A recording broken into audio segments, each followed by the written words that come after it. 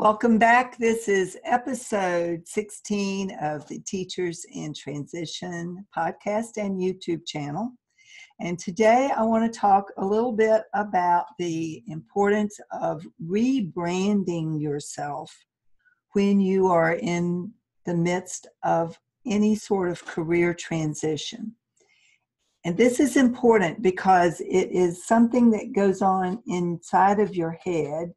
And it requires you to tell yourself something new about yourself instead of identifying yourself as whatever it is that you've been doing in your previous career.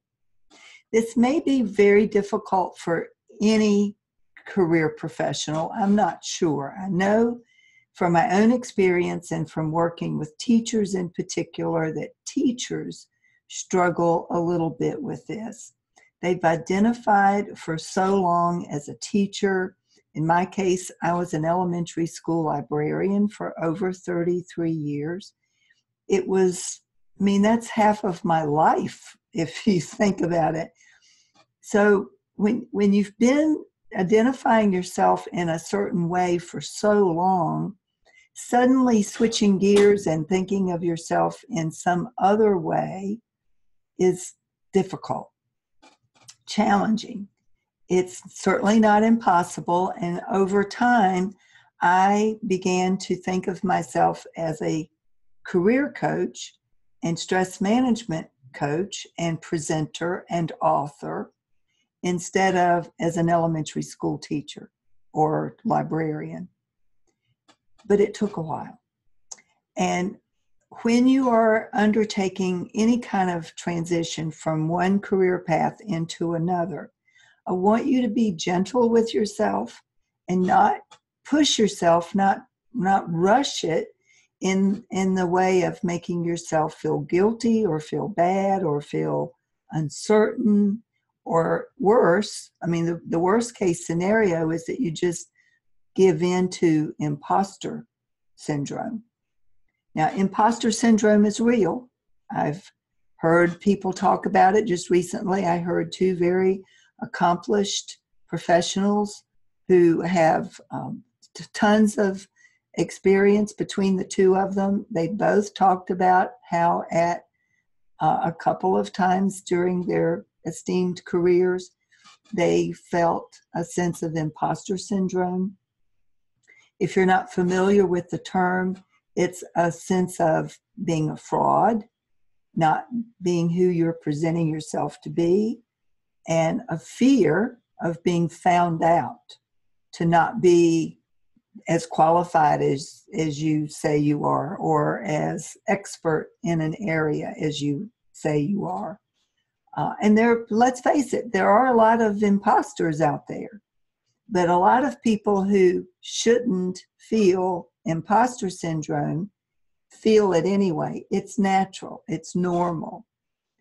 The thing is that you don't want to give into it to the extent that it stops you from growing and evolving into the next path that you want to undertake for yourself.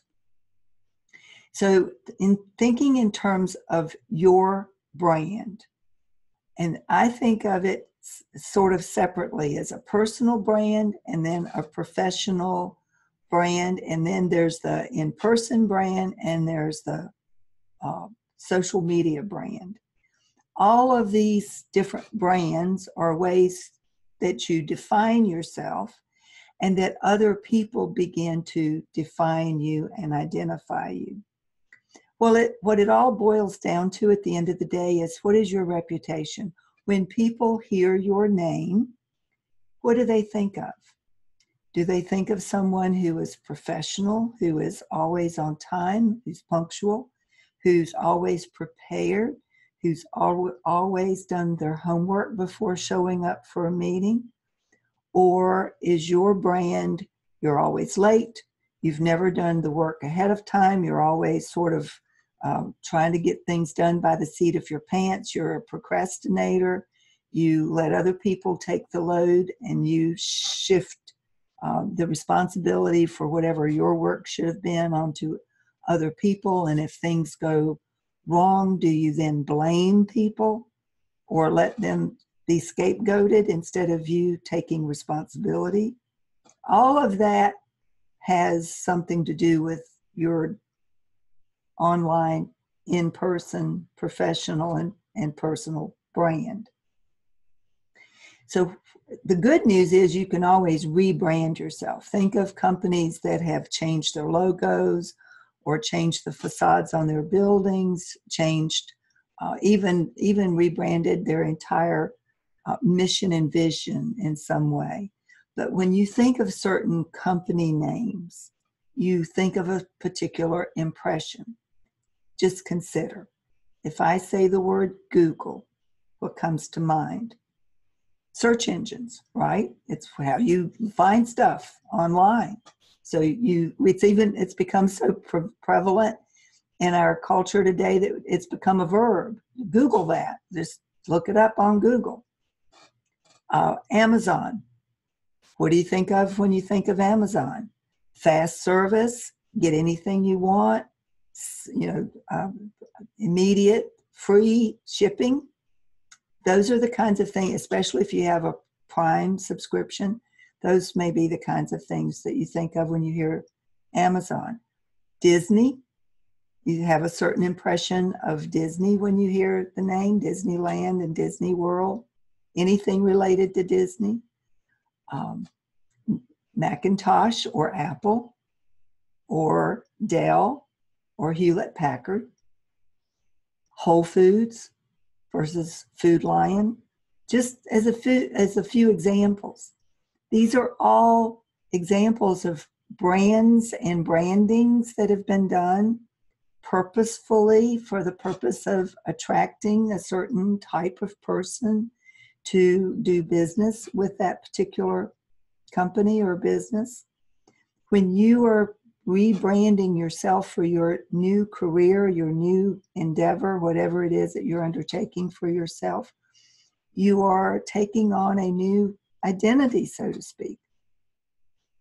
And the really good news is that you can choose to rebrand yourself anytime you want. It takes a little bit longer for other people to catch up to the new you. So they may think of you as the way you were before, but if you consistently show up in person or online in a new way, then eventually you'll become identified with that brand. Now, what that basically means, let me just use myself as an example because I know my own example better than anybody.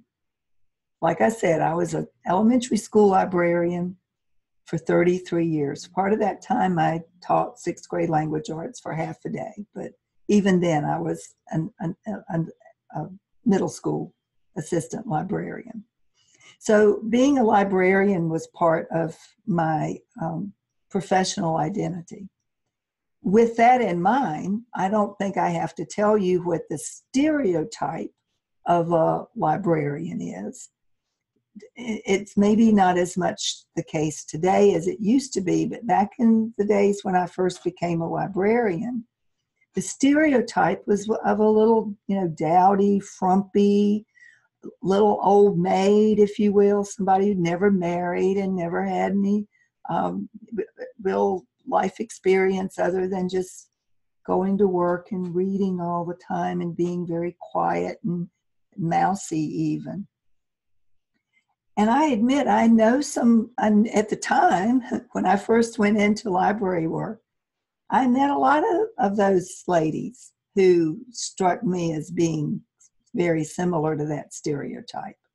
A little on the frumpy side, a little on the dowdy side, not taking a lot of care or interest in their appearance, being very intellectual, ethereal almost in their conversation. And they were lovely ladies, but I determined that I did not want to identify in that way. And so even though my job title was elementary school librarian for most of that 33 years that I was a working professional, I chose to not dress in a frumpy way, I chose to take interest and care in my appearance. I made a deliberate choice in how I chose to show up, if you will, for work every day, because I wanted not to be I wanted people to actually say, I guess this was also part of my brand, I wanted people to think, if they didn't say it out loud, well, you don't look like a librarian. And on occasion, I did hear that. But that was what I was going for. That was what I wanted my brand to be. I was an elementary school librarian who didn't necessarily look like or act like an elementary school librarian. I hope that makes sense to you. As I transitioned out of that work and went to be president of the Virginia Education Association, I had a good old-fashioned dose of imposter syndrome myself in the beginning, in the first few months. Not so much afraid that I would be found out as an imposter, as a fraud. I certainly knew the organization in and out. I'd been a member for over 30 years. I knew the fundamentals of the organization, but honestly, I didn't know anything about being in charge of that large an organization. I had been president of my local organization on a couple of occasions earlier in my career, but nothing on the scale of president of a state organization.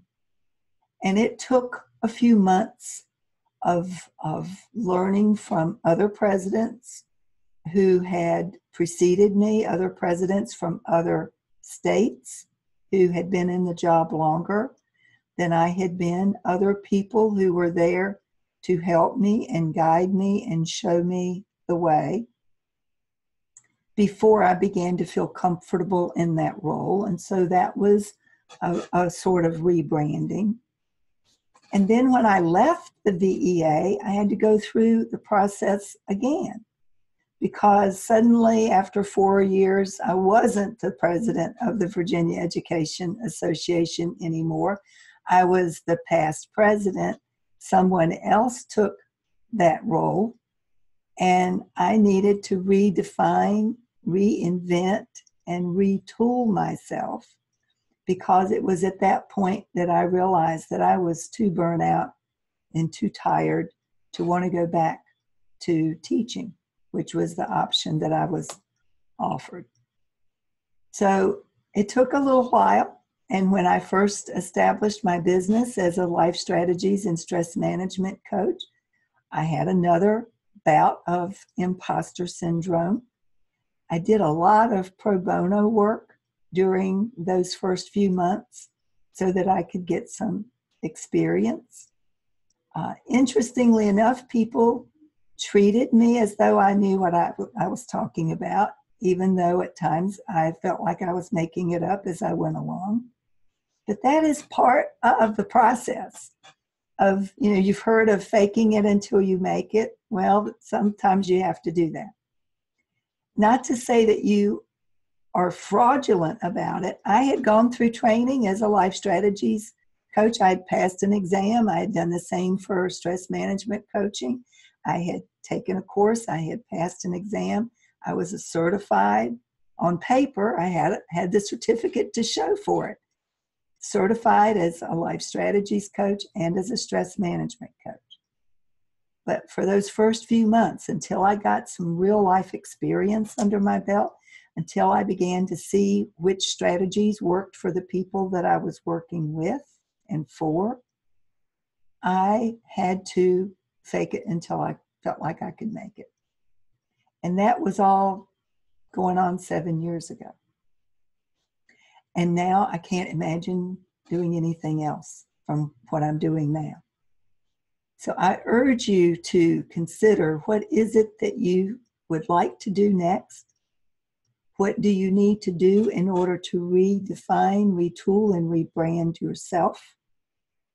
How do you need to reinvent yourself as you move from what you're doing now, whether it's teaching or working in the healthcare industry or sales or whatever it is that you may be doing now that isn't lighting you up and filling your heart, making you feel fulfilled and satisfied.